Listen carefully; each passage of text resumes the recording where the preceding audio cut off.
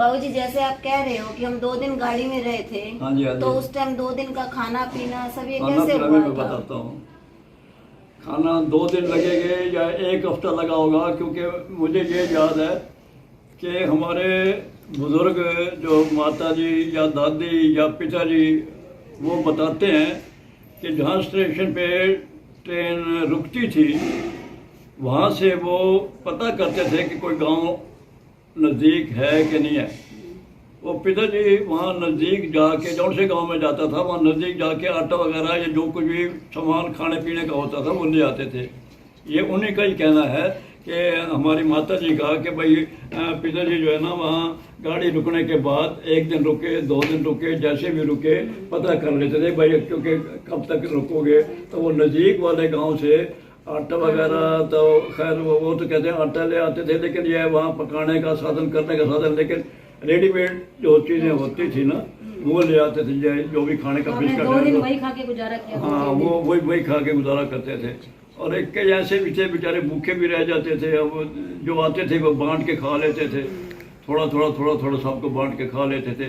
ये मुझे बताते हैं थे बुजुर्ग हमारे कि पिताजी जो है ना गाड़ी रुकने के बाद पिताजी उनको चाहे वो किसी बेस पे कहते थे भाई मुसलमानों की गाड़ी आई खड़ी है, ये है वो है, उनके लिए ये दे दो वो दे दो वो कर दो, वो ले आते थे। जो नज़दीक गांव होता था,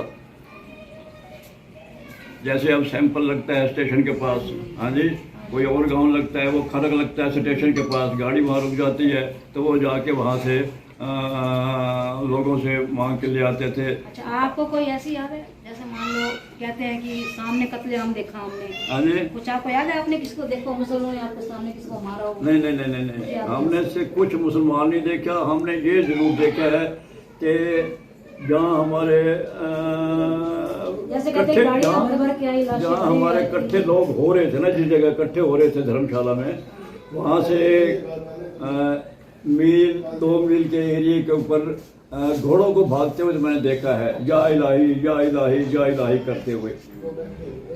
मुसलमानों को उनका लफ्ज़ या इलाही एक मुसलमानों का लफ्ज़ था कि अल्लाह को मानते हैं, जैसे वो या इलाही के लफ्ज़ से वो वहाँ से भागते हुए देखे।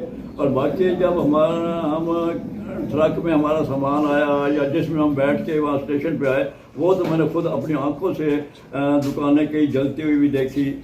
और हमारे बुजुर्ग भी कहते थे कि वहाँ उसी वक्त तुरंत ही एक टीम ऐसी थी कि वो लाइन के ऊपर चूना बिछा देती थी।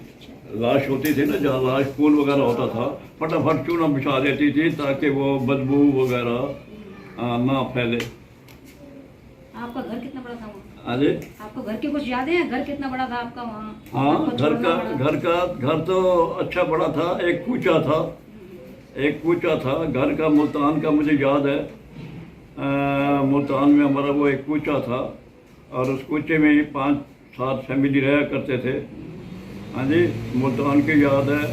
खाने वाल का भी मुझे कुछ ध्यान है, कुछ नहीं है। लास्ट में तो मुल्तान से ही हम निकले थे। कहीं ना कहीं दुख तो होता होगा, घर छूट गया। दुख किस बात का है, वो तो देखो विभाजन हुआ है। यहाँ के मुसलमान अपने पाकिस्तान में गए हैं और वो हमारे उधर के लोग जो है वो यहाँ आ गए हैं। जो रह गया सो रह गया, जो आ गया सो आ गया। तो आज धनपत राय जी से हमने पूछा, कुछ उनकी उम्र तो सिर्फ 7 साल थी उस समय, विभाजन के समय, लेकिन जो भी उनकी यादें थी, जो भी उन्होंने कह रहे हैं जैसे गाड़ी में गए अपने माता पिता के साथ जब उन्होंने छोड़ा पाकिस्तान, तो जो भी उनकी छोटी बड़ी यादें थी उन्होंने हमसे साझा की हैं। तो कहीं ना कहीं मन में दुख तो है उनके भी, उनको छोड़ना पड़ा। आपने हमें कीमती समय दिया। नहीं, समय के लिए जो मुझे पता है वो तो मैं बता ही सकता। ठीक है, धन्यवाद। ये भी